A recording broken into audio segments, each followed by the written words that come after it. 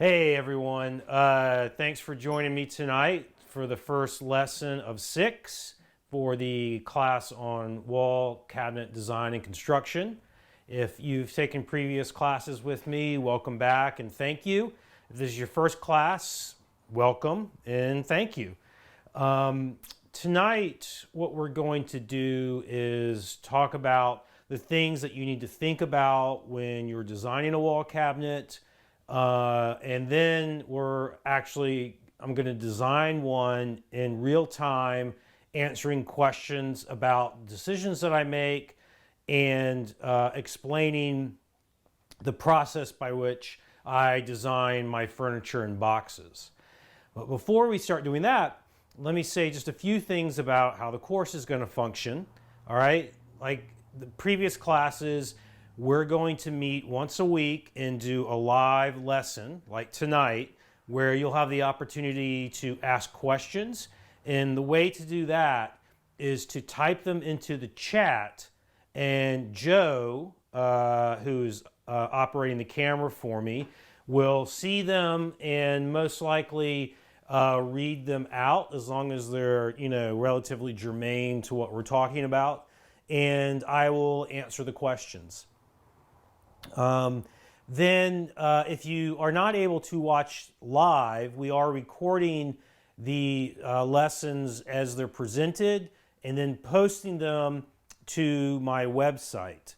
And you should have received an email invitation to sign up for the website. And this is different from my online store. I'm sorry, but they're not unified right now. But you can sign up. Create an account, then you'll be able to watch the videos on demand, and also any materials that I post for the class you'll be able to see there. All right, so that's basically what the structure, how the course operates. There are 6 lessons in this course.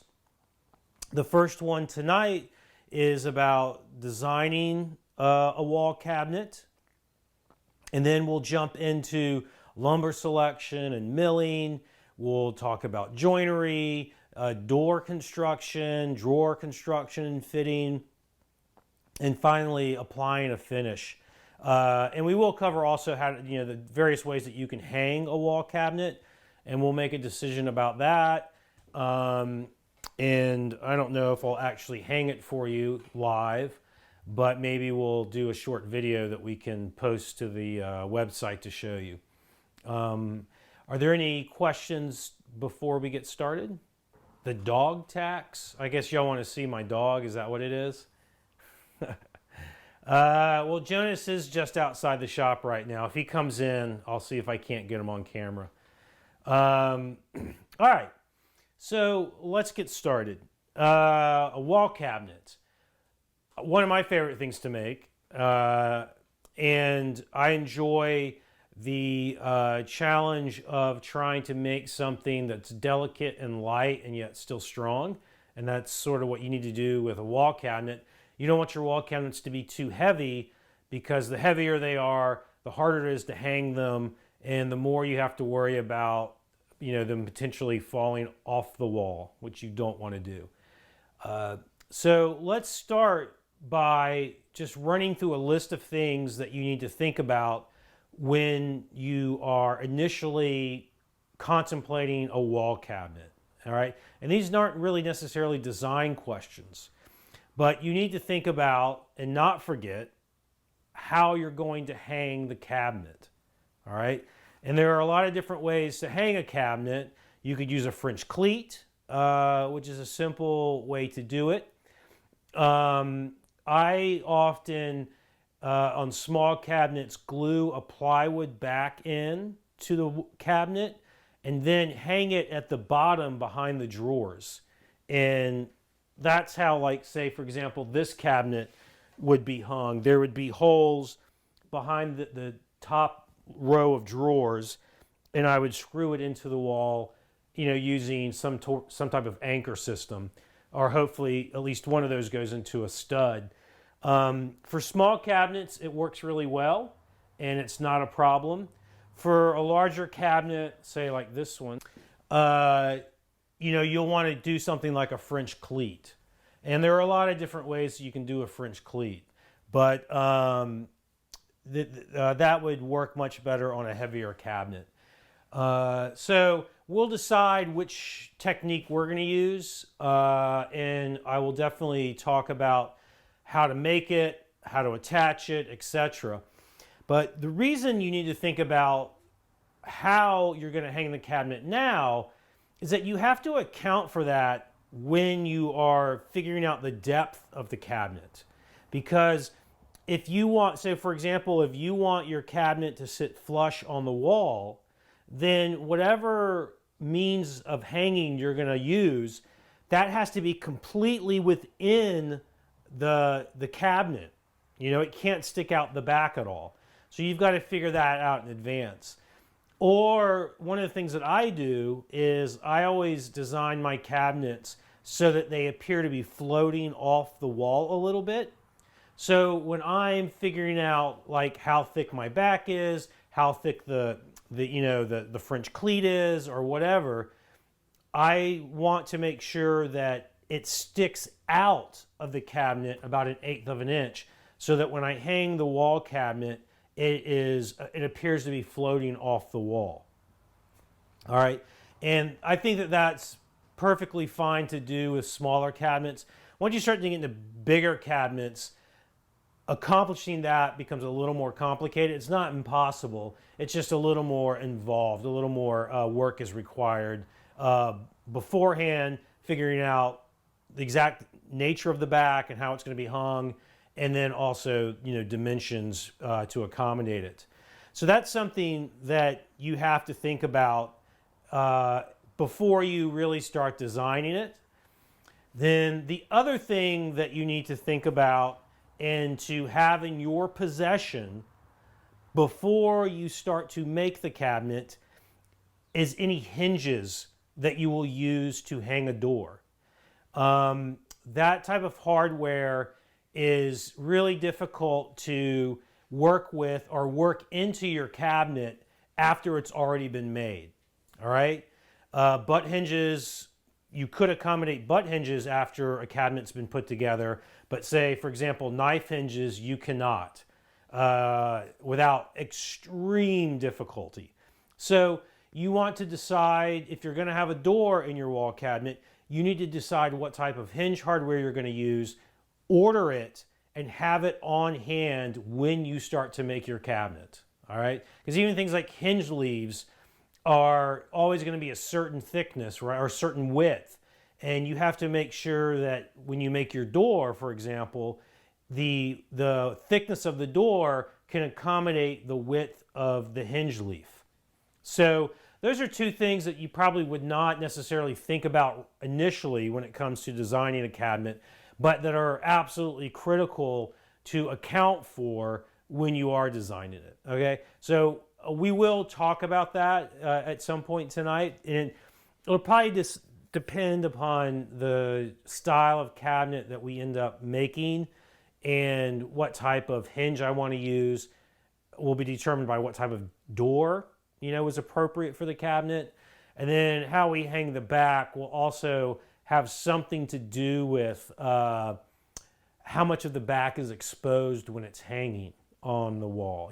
So like the back of this cabinet is completely hidden at all times, and you only see it when you open it. And so what you would do for that back might differ than if you had at least part of the back exposed when the cabinet's hanging on the wall. And I can post some photos of what I'm talking about with that type of cabinet on the website. I have one currently hanging in my house. I just didn't take it off the wall or bring it in here. So, all right, so that's something that to think about. Are there any questions at this point, Joe? No. But we'll figure it out. Okay. All right. All right. So let's start talking about like designing it. And I guess when I first think about making a wall cabinet, what I start with is the cabinet's orientation on the wall. Is it going to be a vertical wall cabinet like this, or is it going to be a horizontal one that's wider than it is tall? And I don't think there's necessarily any guide, any principles or any rules that would tell you which one to do. Not, even based on function, I think even the intended function of it would not determine whether or not it's horizontal or vertical. What might determine it is the space that you have on your wall where it's going to go. That might dictate whether or not it's vertical or horizontal. So recently I've been more interested in making horizontal wall cabinets, but we don't necessarily have to do that here. We can also consider making a vertical one. And I just realized I actually have a wall cabinet hanging in my shop. If you'll swing the camera over there, Joe, past the window. Here we go. So this is a horizontally laid out wall cabinet.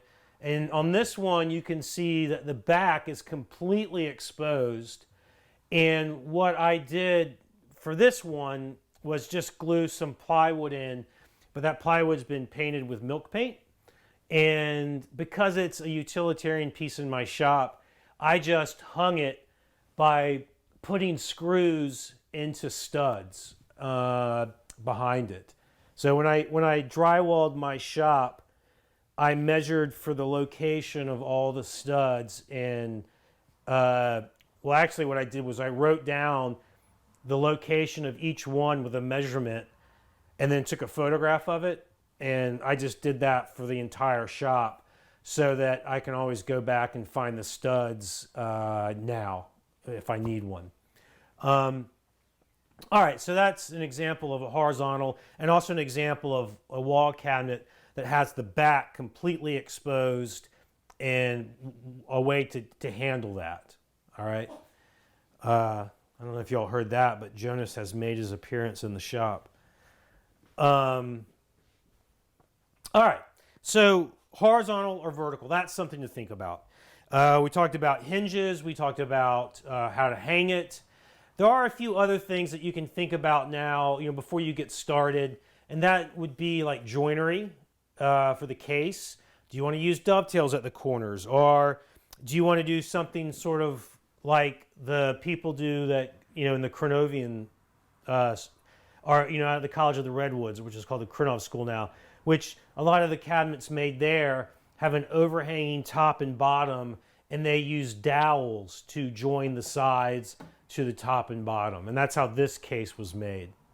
I typically use dovetails at the corners for the casework, but there were other things you could do. You could, use through mortise and tenon, and, but that would definitely dictate what the case looks like. If you start, if you want to use dowel joinery, well, then your case is going to have to look sort of one way or another. If you're going to use dovetails, it's going to look one way. If you're going to use through mortise and tenon, then that's sort of going to dictate things about how it looks.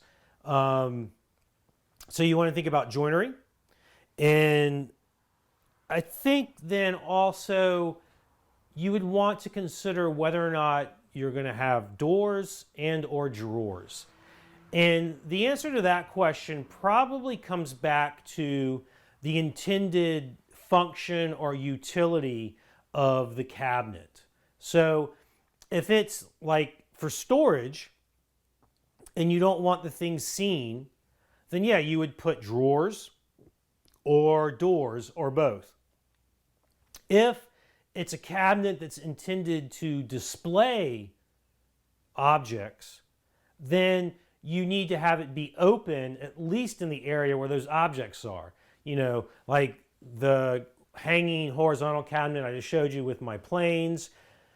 Part of that's utility. I want to be able to access those planes on the rare occasion that I use them. And that's because those are my oddball planes. It's not because I don't use hand planes.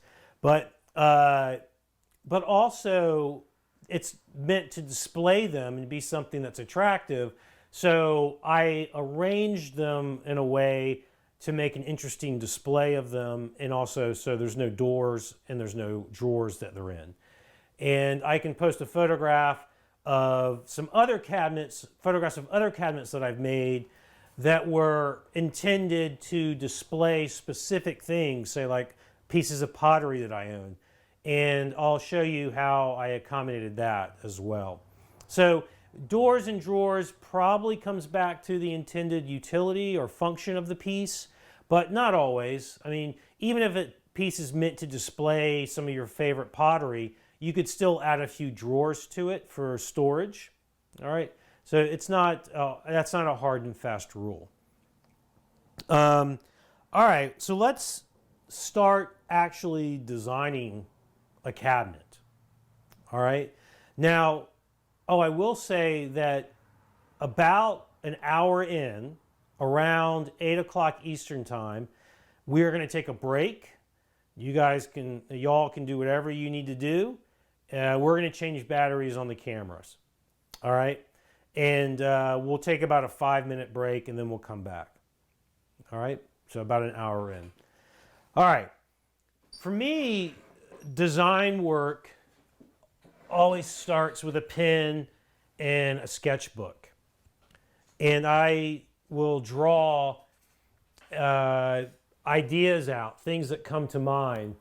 And that might take me, a couple of hours. It might take me a couple of days or a couple of weeks to like cycle through a bunch of ideas, sketch them out, and make decisions about which ones I like and which ones I don't like, or maybe take this detail from that one and add it to this.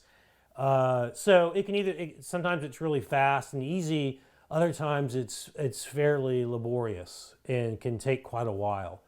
But I always start with a pen and a sketchbook. And I'm not saying that this is what you need to use, but in case you're wondering, I do all my sketching, my drawing with a type of pen, or a pen called the Pigma Micron, which is it's sort of like a felt tip pen, but they more accurately, they sort of have like nibs that are made from some type of felt type thing. I'm not quite sure what it is, but they have like hard nibs, and they have very good ink in them, and they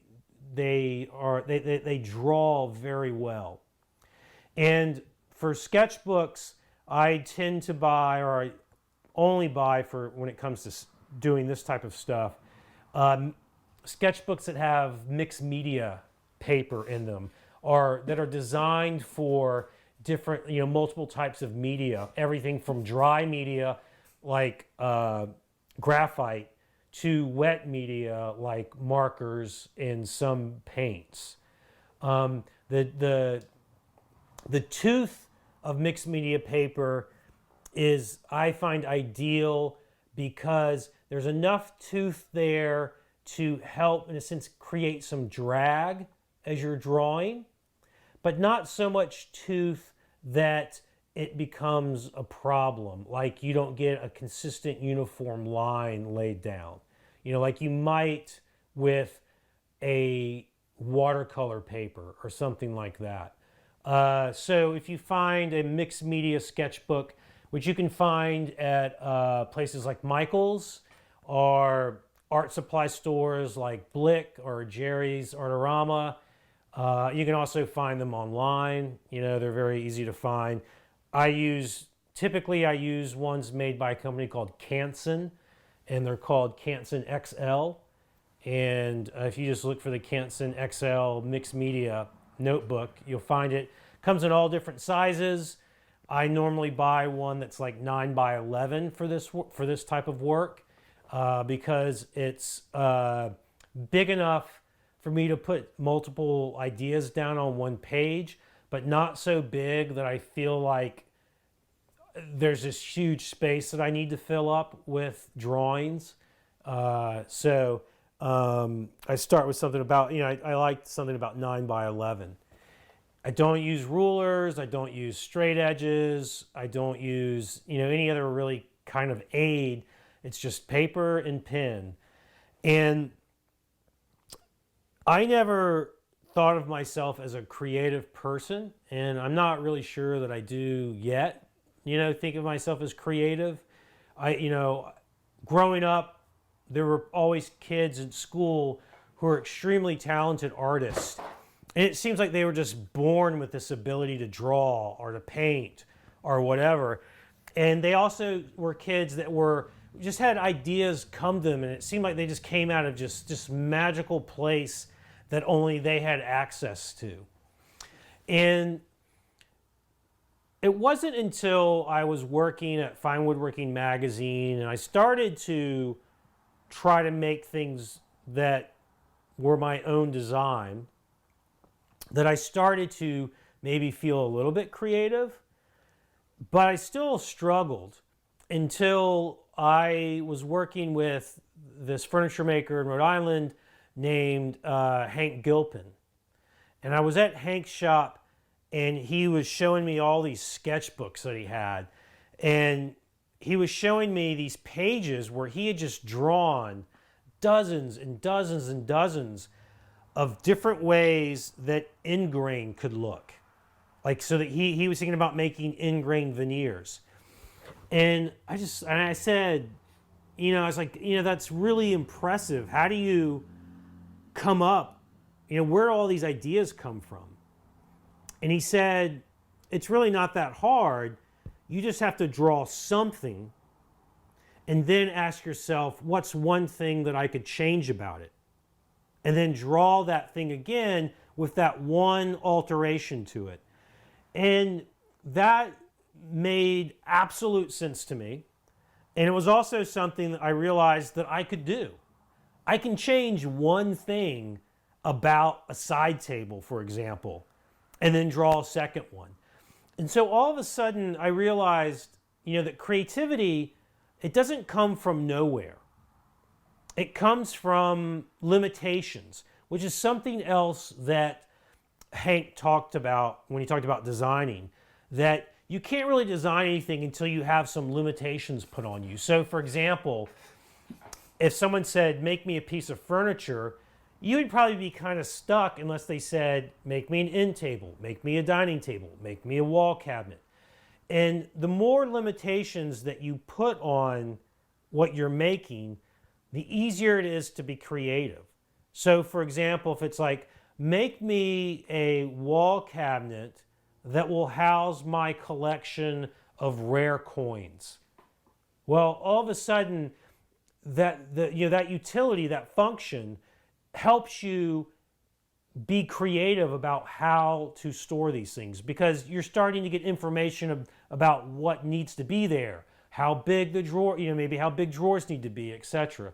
So limitations are helpful, but also this idea that you don't have to pull something out of nowhere. You start with something that you already know or have seen, and you work slowly away from it. And before I start to do that with this wall cabinet, I just want to show you an example of what I'm talking about, and we can discuss the specific examples I show you if you want to, or I can just sort of show you what I'm talking about, explain some of the progress to you, and then we can jump right into the wall cabinet.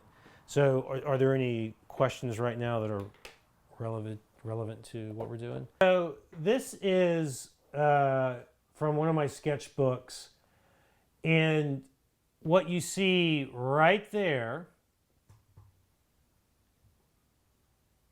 is a very basic side table or end table.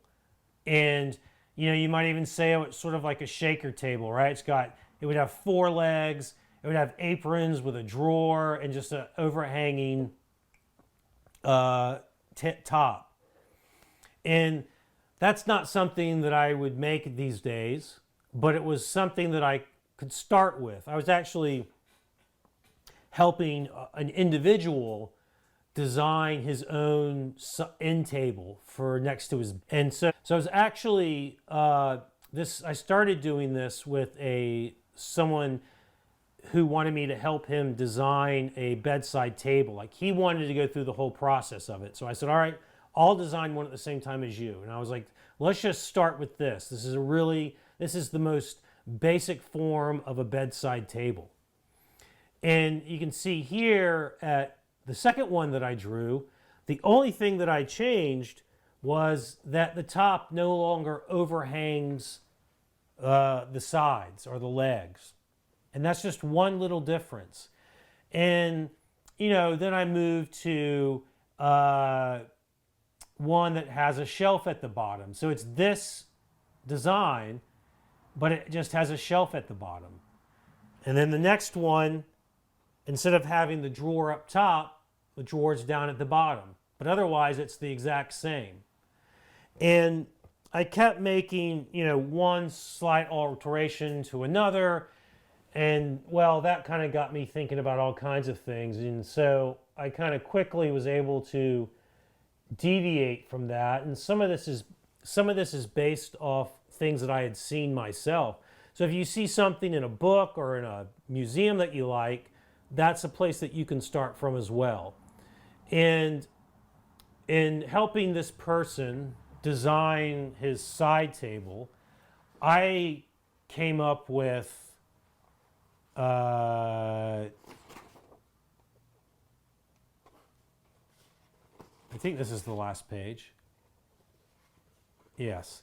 Somewhere in the neighborhood of 75 different end tables or side tables.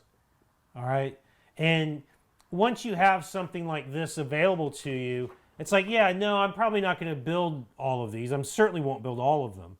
But I might some point later go back and go, hey, I really like that idea from, this one. And I can take that idea and apply it to another piece of furniture, or I could make this table, So your sketchbook becomes also an idea book. And it will also help you progress as a designer if you sit down and really make an effort to draw different things.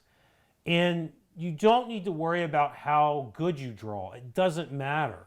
I am not an artist. I cannot draw well. But I've drawn a lot. And if you draw a lot, you'll be able to draw straight lines, and you'll be able to draw decent circles and things like that. Enough that you can draw a piece of furniture and have it look like a piece of furniture. All right? Now, if you ask me to draw something in perspective, say like three-dimensional, I would struggle with that right now, to be completely honest. But I can draw 2 dimensions really well. But that's just because I've done a lot of drawing. All it takes is practice. All right. Any questions, Joe? Some of the side tables sort of look like robots. Imagine that. Yes, some of the side tables do look like robots, which is not surprising at all, because I do draw a lot of robots.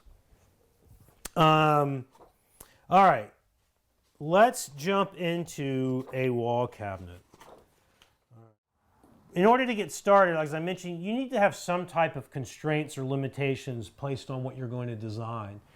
And an easy way, since I'm not thinking about particular pieces of pottery or something that I want to display, I'm going to start by thinking, do I want it horizontal or do I want it vertical?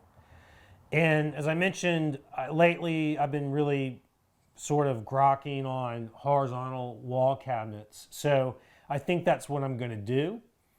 And because this is also about, it's an opportunity to learn how to do different things with wall cabinets, we're going to have some drawers and we're going to have one door. Okay? So that gives us a place to start. How do you arrange the cabinet so that you have a door and, let's say, 2 drawers? And if it's mostly horizontal,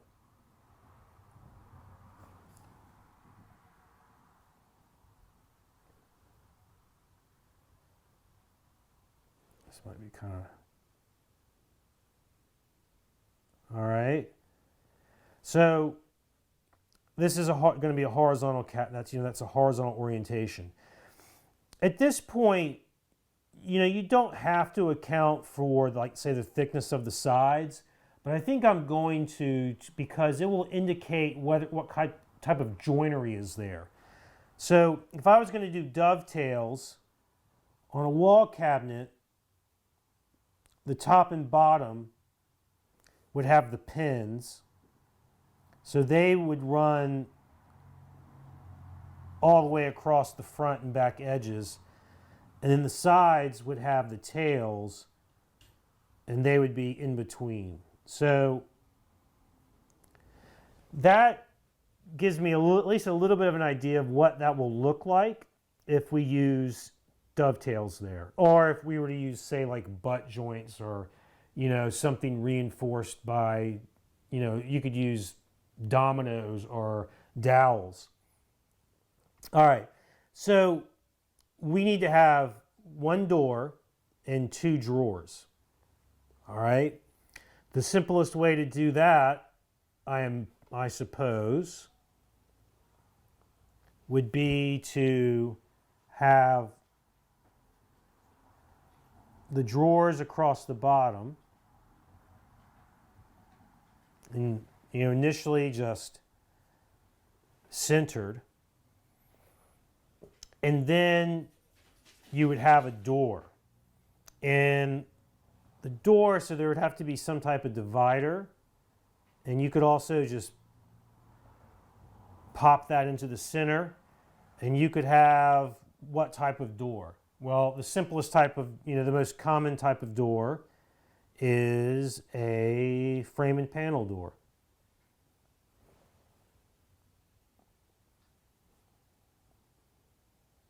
All right, and so it would have hinges, you'd have a little pull on it.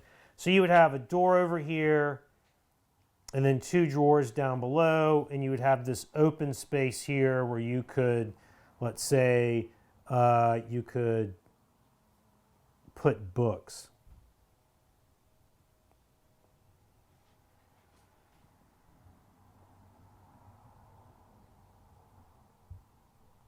All right, so this is just the most rudimentary design, and it's not something that I would make, because really this door is just, it's such a bizarre shape, and it's really wide and not that tall.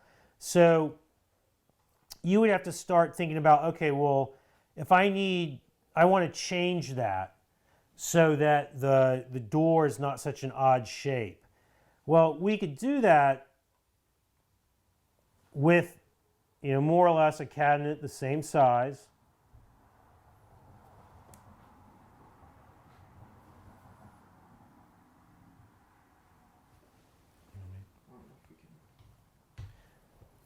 Well, you could get my tripod and put it on my tripod.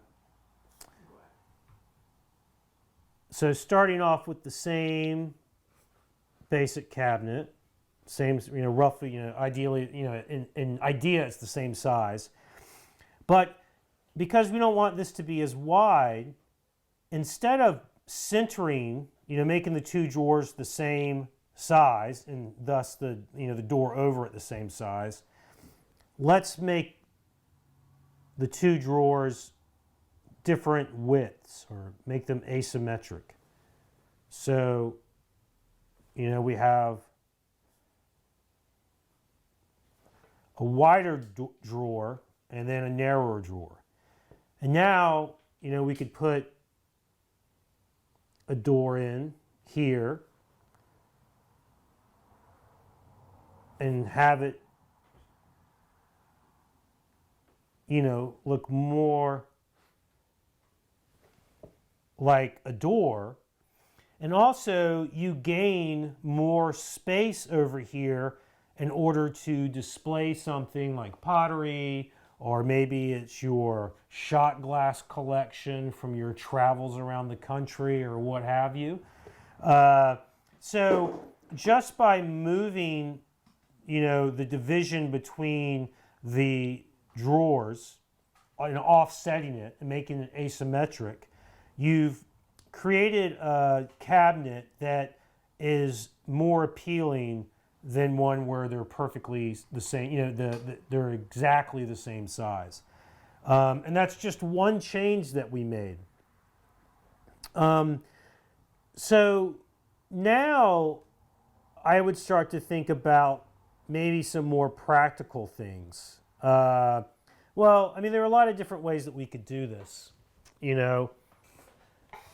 So let me just run through some other ideas quickly. And if you just, one thing you could do, and you should, it's good to take a look at this, even though you think you can envision it. One thing to do would be to make a mirror image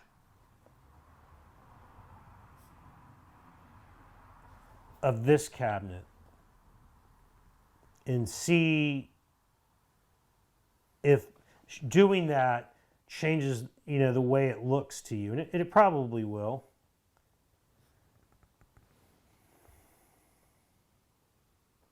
Or you could say, mirror it, and instead of having a frame and panel door, we could make like a slab door that hung on knife hinges. And that would make it a little more modern in its appearance. But it would, still, but so we mirrored it, and you can see, okay, well, does it make sense to have that door on the left or the right? And that might actually be something you have to consider because of the location where it's going to be hung. So if you're hanging this somewhere close to a corner, you would not want to open the door and have that corner wall be right here, because you want to have enough space, in a sense, to access the inside behind the door. So if the wall is right here, you would want to hinge it so that it opens up towards the wall. All right, and that might also dictate where you put the door. You might decide, well, I don't want it close to the wall, so I am going to put it on this other side, other end of the cabinet, and I'm going to hinge it so that it opens up to the left. All right, so that's just three quick variations based off just the basic idea of having two drawers and a door. Now, let's see what else we can do. Are there any questions? If the cabinet had, so the question is, why not start with how the cabinet's going to use form follows function, which is an old chestnut in design. It's something that I learned when I was taking drafting and architecture courses in high school. I don't necessarily believe that it's true all the time, but if I had a specific function for this cabinet, we would start there. But I don't have a specific function. So I might say, okay, I'm going to use this to store books. And I'm going to also want some drawers there so that I can put, maybe other crap that you need for your living room in there, like coasters. All right. And behind here, I want to hide some camera lenses. All right. So that's a sort of a generic function that doesn't necessarily dictate the form of the piece. Just like I'm going to use it to store books. Or I want it to display all of my Murakami books. Then I would have to I'd have to go measure my books and see how tall they were and how deep they were. And those dimensions would inform something about the cabinet, but it really wouldn't dictate the form. I think the idea that function somehow constrains the form is not true. Or that somehow function determines the form is not true. I think what that adage means, form follows function, is that at least in my mind, what it means is that your piece has to be functional. It has to be able to do what it's intended to do. And let's say you're making a chest of drawers. Well, it's got to be able to hold clothing. But that's it. And there's so much you can do from there. I know this guy, Judd Beaumont, who would make one of the dressers he made. He called it the Little Black Dresser. It was shaped like a black dinner party dress, and it hung on a coat hanger that he made, and and set it up so it hung off the wall. And the drawers were shaped, contoured to the shape of the dress, and it still held clothing, but the fact that it held clothing didn't really determine its form.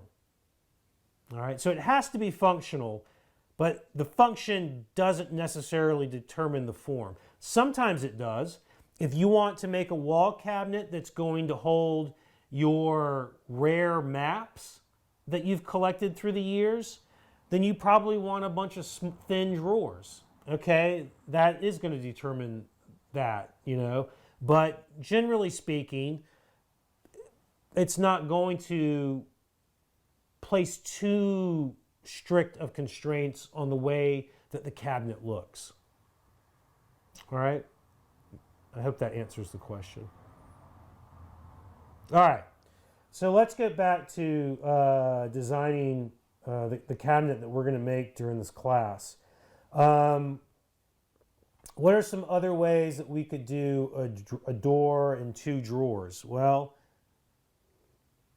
you could do,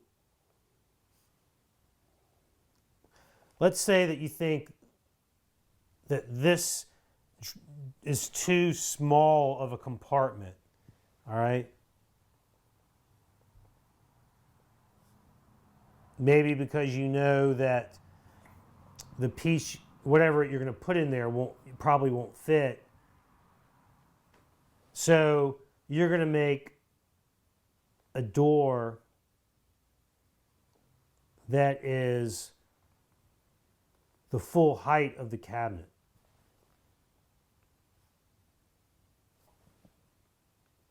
All right? And then you could have, your two drawers over here, and those could be more or less the same size. So again, just two drawers and a door, but by changing the size of the door, we have changed the look of the cabinet. And I would say that when it comes to construction, something like this is a lot easier to make than something like this, because if you're making this cabinet, you're going to make the case, outer case, and then this divider / shelf is going to fit into most likely something like a dado. Then you have to have a dado in it on the bottom side for this vertical divider. And then there's also going to be a divider up here to close off this cubby where the door is. And that's also going to have to go into a dado in this horizontal shelf / divider. And so now what you have to think about is, well, how deep are those dados going to be?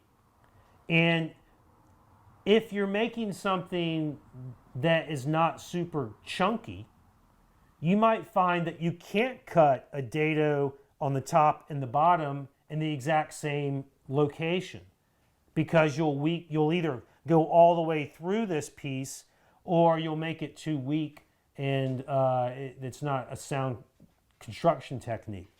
But if you make it like this, then the top and the bottom of the cabinet have a dado for the vertical divider, and then this horizontal divider goes into the side and into the vertical. And so you're not having any conflicting or overlapping dados. And so this is an easier or more sound construction technique. So here is an instance where you might have to think about how a piece is going to be made and that will influence its design. All right. Now there are ways to make this a cabinet like this that doesn't involve, cutting a dado on the top and the bottom, for example. And there are ways around that. So what you could do is what you could do is add a liner to this upper area, and then that liner would house the vertical divider, compartment divider for the door.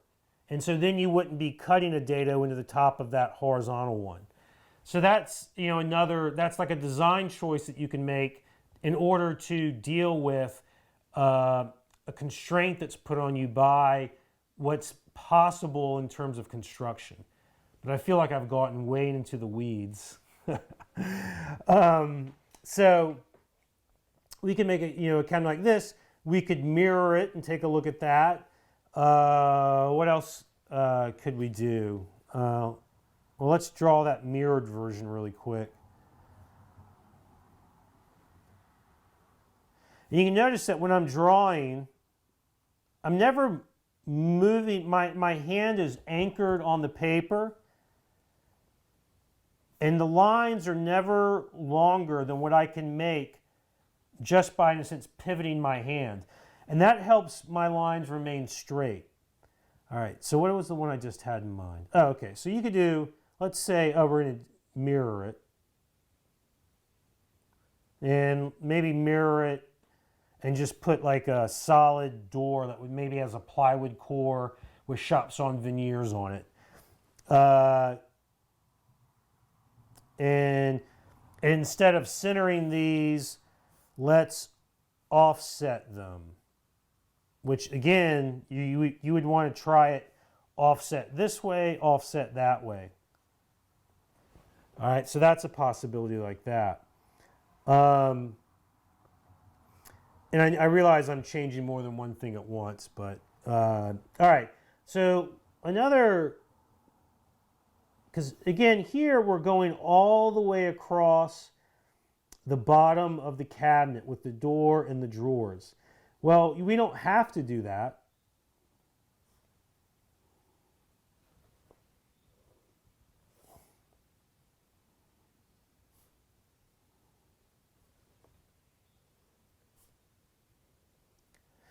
So what if I had this, a door over here, and then I had a little thing like this. Yeah, so it's probably possible to make the cabinet in between lessons. The idea is not that you would be in your shop while I'm in my shop and you're also working. It's that you would come, watch the lesson, ask questions, and then go into your shop in the week afterwards and work on it. I think it's important that, just like with anything, if you want to get better at making furniture, you've got to make furniture, and you've got to make a lot of it. You just got to put time in the shop.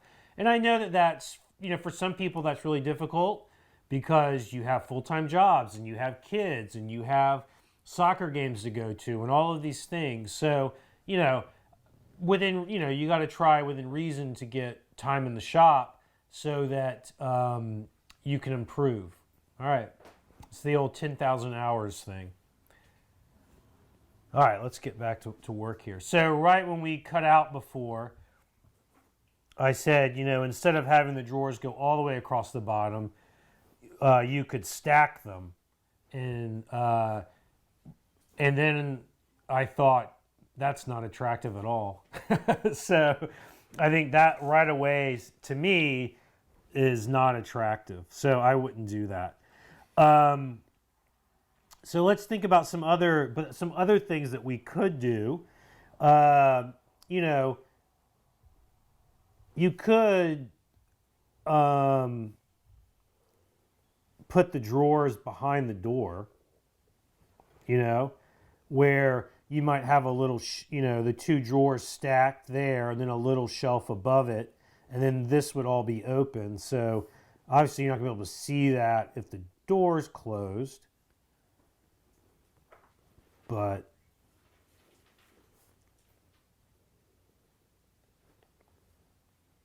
let's do it. Can you hear Jonas moving around the shop? Yeah. Can you all hear my dog moving around the shop? I don't think so. All right.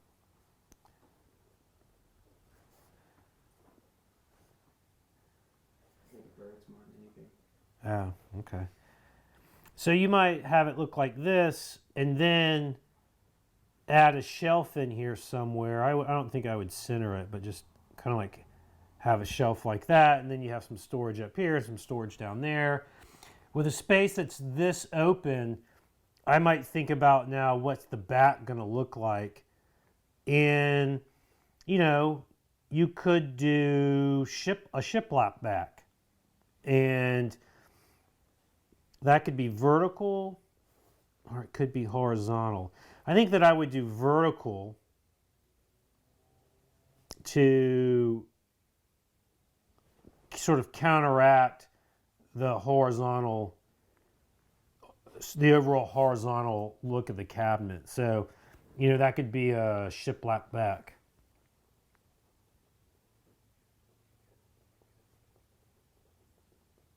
And I would just make a note to myself about that.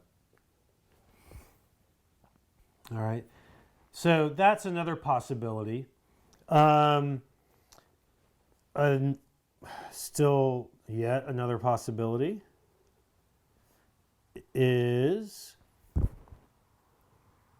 with all of these other drawings, the door's been on one side or the other. Well, why does the door need to be on one side or the other? Why can't it be in the middle?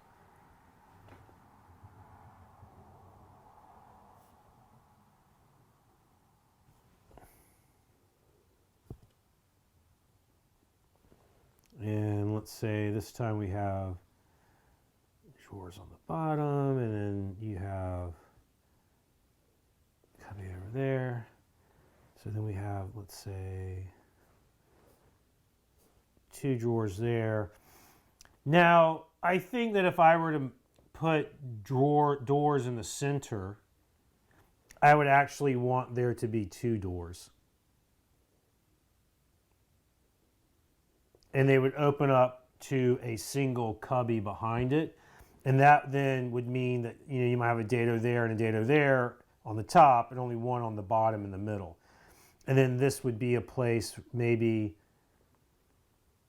where you put, your favorite bong or something, a piece of pottery. So that's a possibility with two doors, two drawers, and then two open spaces for displaying some pottery. All right. My mind goes to that because I have a lot of pottery. It does not only, so the question is, if you have limited time in the shop, should you make furniture that's less complicated so that you can make more of it? And I would say, yeah. But you need to keep in mind that when you first make a drawer, it might take you a long time. If you make a lot of drawers, it takes you significantly less time to make a drawer because you get better and better and better at it. And now, when I started making furniture, it might take me an hour and a half or 2 hours to fit a drawer. Now it takes me about 5 minutes to fit a drawer. And that's because through building a lot of drawers, I figured out a construction technique and process that minimizes the difficulty of fitting a drawer. So on the one hand, yes, initially make things that are less complicated so that you can make things and move on and make something else and move on. But don't shy away from something like a drawer. Take time to learn how to do it, and the more that you do it, the faster you'll get at it. That's a good question. Okay, so we could do them two in the center. I wonder if anyone out there has any ideas about what to do. I was gonna ask. Yeah, we did that in the box class, and there were some good ideas. All right, so instead of 2 in the center, we could also, we're kind of working with the same basic proportions here. So we could change that. You know, maybe make it something that's probably 2.5 times longer than it is tall.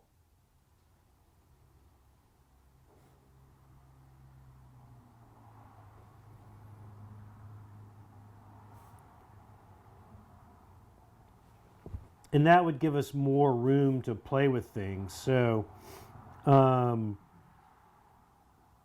here we might have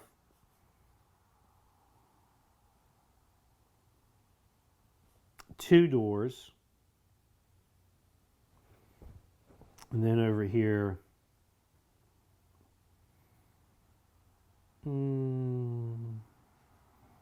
that would not be too wide for a single drawer.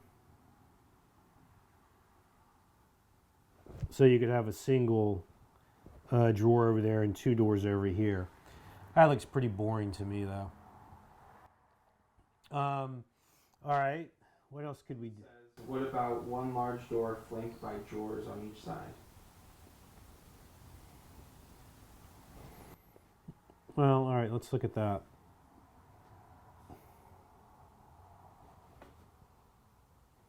So I do sort of have a gut instinct about this. About a single drawer and a door in the center. One large door. You know, something like this. Sorry. Keep going.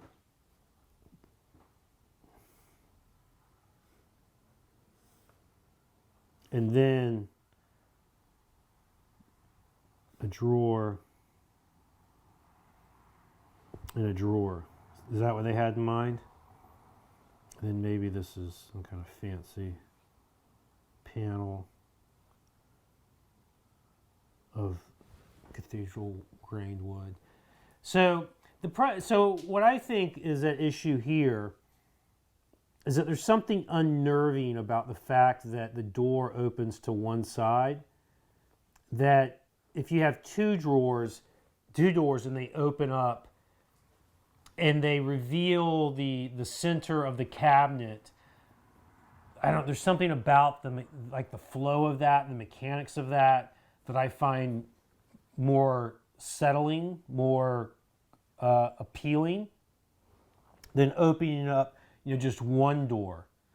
I don't know why that is, but that is just like the first thing that comes to mind is that it'd be kind of weird to have just a single door that opens up to one side in the middle of a cabinet. Got some more if you want to hear. Sure, let's hear some more questions. Maybe a tiny door in a corner, like a drawer but square, and inside a shelf splitting it. That way you can hide phones and little items.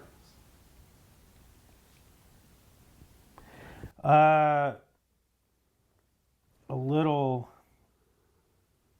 This was from Kirby. Oh, from Kirby, eh? Never trust a guy that doesn't show his face on Zoom.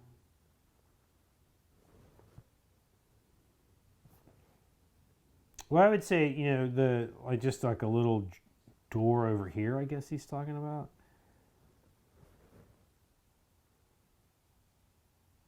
So what my intention is that like we'll walk through a lot of this and talk about what's going through my head and things like that. And then in between this week and next week, I'm going to go away and actually sit down and like do a bunch of sketches for this. And then I will scan them and post them to the website so that you can look at them.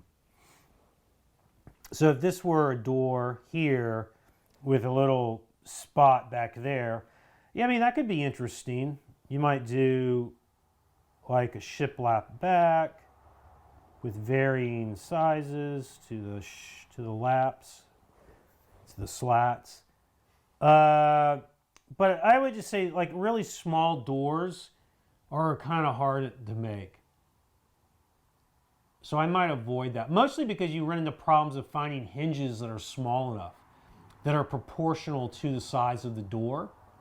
And so if you made this really small door, but it had these, full-size door hinges on it, it would look terrible. So I wouldn't do that. Daniel asks, what about inverse of drawing 8? Put doors on the outside with an open space in the middle, perhaps with a drawer on the bottom. Yeah. The one with the base. Mm-hmm. Yeah, so that's another possibility. All right.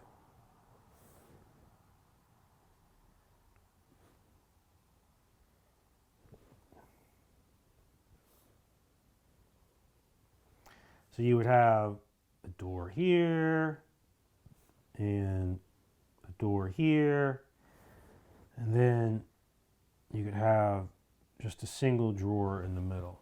Yeah. So this is actually something I know that everyone's probably seen something like this as they, flip through books and visit museums and things like that. This is actually a pretty solid foundation for design. And you could make it really funky and modern, so that is something that could have a decent amount of potential. All right. Well, I think that, if I were doing this for real, I would start to move away from just one door and two drawers, and that would free me up to try a few different things. So, like here, it's two doors and a drawer, right? And that was the same thing here, and this was two doors and one drawer here. So, by the time you get from just the beginning and you start doing a few, you should start to see things like, oh, what about if I change the number of drawers I have? Or what if I change the number of doors I have? And you might decide, you know what, this just isn't working for me. Let me do something more vertical. Hey, get my bag. And you might find that actually works better for you.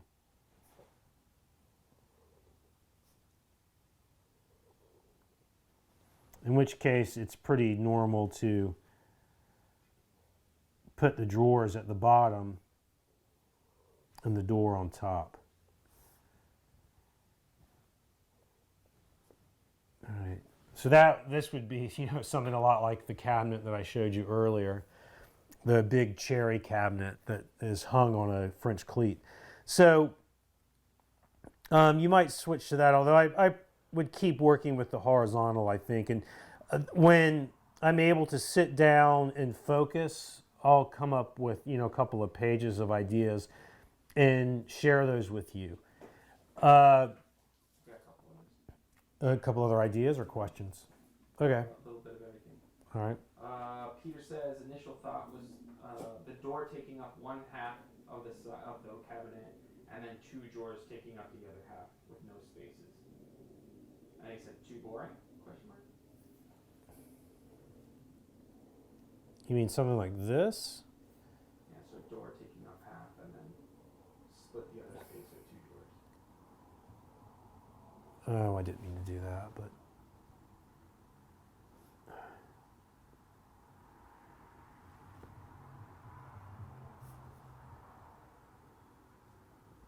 So this would be a door over here, let's say. I think the problem you would run into with this is, let's say you have two drawers here. Well, in order for this to sort of be functional at all, it's got to be more than a foot tall, probably. In which case you would have two really deep drawers in a relatively small cabinet. So I think that would be weird. But if you wanted to go with something like this, what you could do instead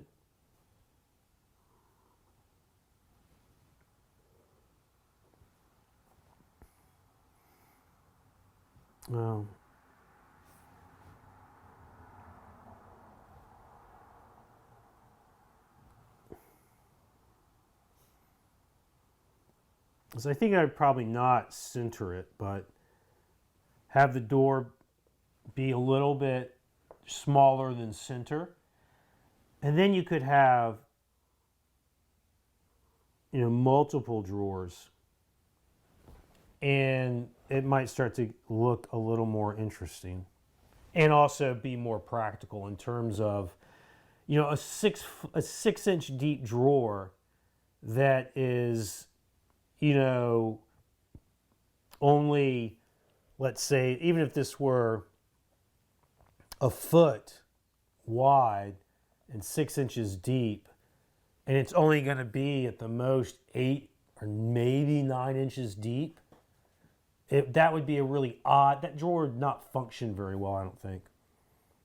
So I think you'd probably want to make more drawers and to make them more functional in terms of their actual operation, like opening and closing.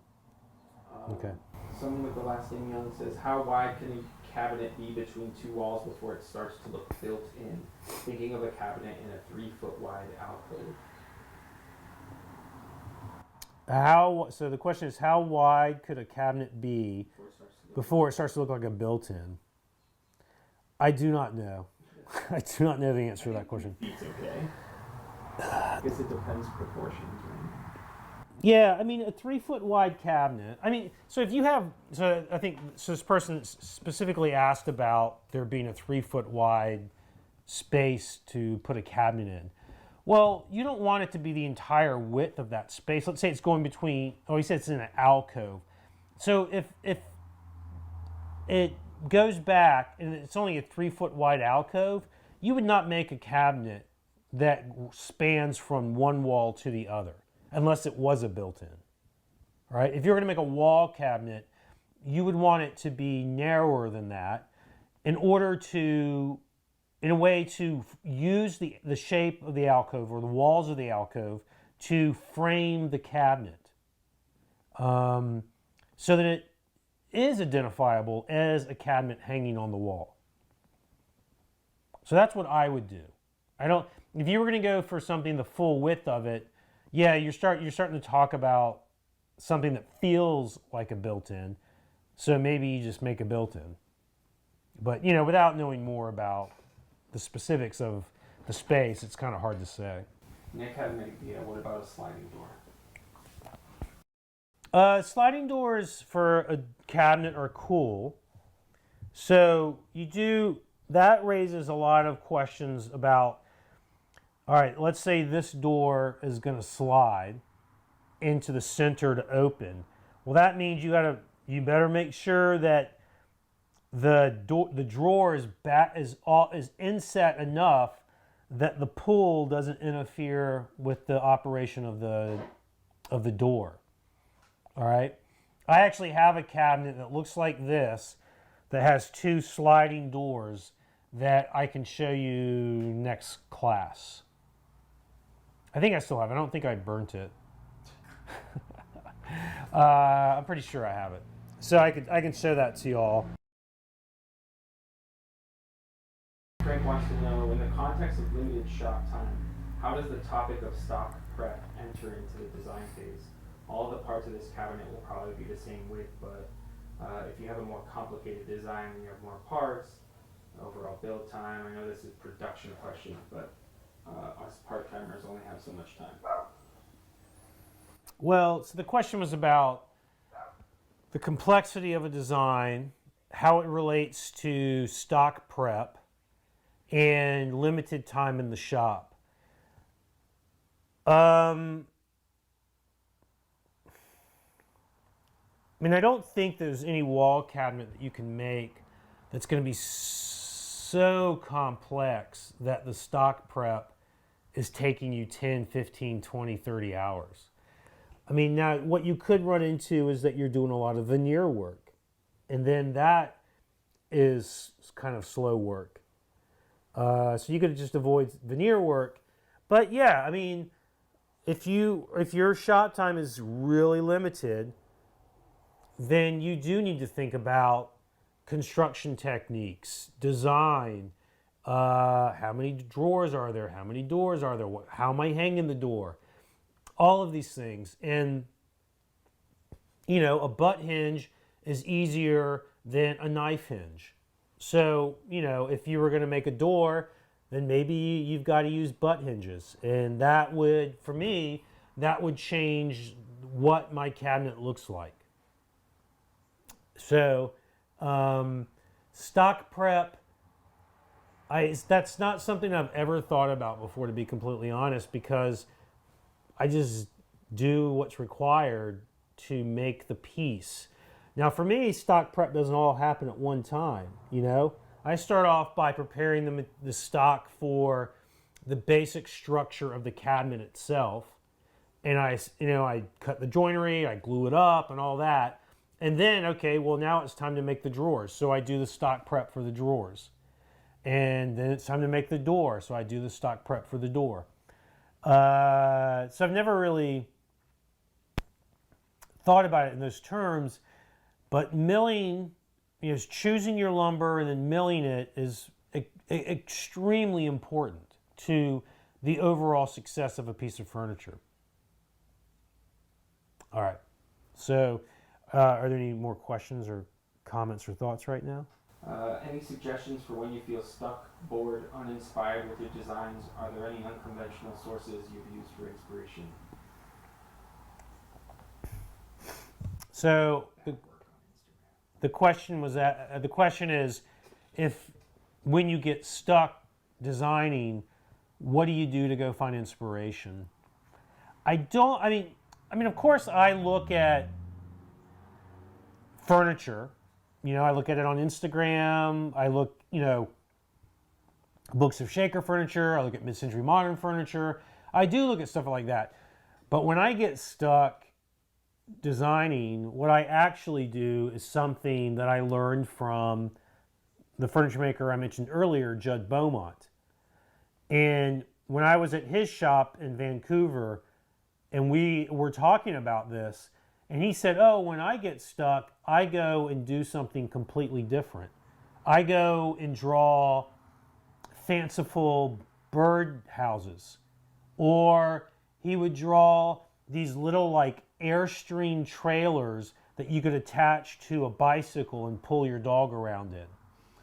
And so he did something completely different, and that would open up the flow, the channels for creativity. And I find that works for me. So something that I try to do a lot of, sometimes it's on a daily basis, sometimes it's not, is I draw things that aren't furniture. And someone mentioned earlier that some of those side tables looked a lot like robots. Well, the thing that I draw the most are robots. And so sometimes my furniture does end up looking a little robot-y, or my robots look a little furniture-y. So that's what I do. I try to do something else that's creative to unblock me. But honestly, if I'm given, like, oh, I know I'm making a wall cabinet and it's going to be to display these books, or let's say I'm going to teach a class and they want me to do a wall cabinet, then I'm going to design a wall cabinet that I know can be made in 5 days and will allow me to demonstrate and teach techniques that the students will find useful. And so when I have that, I generally don't get stuck, but if I do get stuck, I just do something else creative. Like, things like cooking, baking bread, all that stuff is creative. And, or sewing, or, painting, or take a walk. Do something that allows you to, because if you just sit there and focus on the problem, it's kind of like the watch pot never boils. I don't know if focusing is the best way to solve what appears to be a unbreakable problem. Like back when I was in philosophy and I was writing papers and stuff like that all the time, when I would get stuck with an interpretation or an analysis of some text or something, I would go for a run. And think about something else. And eventually, the problem that I was struggling with would sort of start to creep up into my consciousness and start to unravel itself, start to solve itself. So, but that's my personal experience, and I'm not saying it will work for everybody, but that's what works for me. All right, we've captured Jonas the shop dog.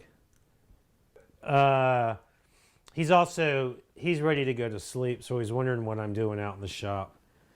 He always has to go to sleep on the couch next to me at night. All right, so we've talked some about designing and design things to think about when you're designing. And like I said, what I'm going to do now is go away and during the week do what I normally do, which is sit down at my drawing table and just draw idea after idea after idea. And I will have that posted so that you can look at it by next Monday. And we'll also talk on Monday about some other things that I do on the tail end of design, like how do I figure out dimensions and things like that. And today, while I was doing something, I don't remember what, maybe I was walking this guy, I had the idea that actually I'm going to make this entire cabinet and never measure anything. So one of the things that I am pretty adamant about is the relative unimportance of tape measures and rulers when it comes to making furniture. So I think I might try to make this entire cabinet and never measure anything and see how it turns out. What's important is proportions, how things look to your eye, and you can trust your eye pretty well to tell you whether or not something's too thick or too thin. All right. So we'll talk a little bit about it at the beginning of the next lesson. We'll also talk about material selections and things like that. Now, I do believe that I'm going to make a choice about what material lumber I'm going to use, and I'll explain why I've chosen what I did to do what I did, and we'll talk a little bit about how to pick out material for a wall cabinet, how to pick out stock for a wall cabinet, and next class will, like the remaining classes, absolutely take up 2 hours of time. This one's a little bit shorter because there's not as much to cover, and we're not actually like cutting joints or anything. So next time we'll definitely go for the full 2 hours. So we will maybe spend a little bit of time next week at the beginning of class, just like going through the drawings that I produced, and I'll talk to you about how I came to the final design that I chose and explain a bit about what I was thinking when I made the choices that I did for that particular wall cabinet design. All right, we'll spend like 10 or 15 minutes doing that, and then we'll jump into the new lesson material. Okay. Oh, poor guy. All right, any other questions? That's it for now. Okay. Well, thanks for tuning in. And again, next week, expect that we will go, the last 20 minutes instead of knocking off at 8:40. We'll knock off at 9 o'clock Eastern time. Frank said great class, man. Thank you, Frank. Good stuff. Thanks, Matt. Good night, Jonas. Thank you. Goodbye.